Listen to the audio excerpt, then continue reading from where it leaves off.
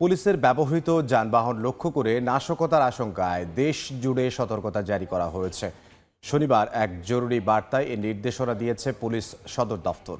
উগ্রবাদী সংগঠনের সদস্য বা দুষ্কৃতকারীরা পুলিশের জিপ, পিকআপ, বাস সহ বিভিন্ন যানবাহনে হামলা চালাতে পারে।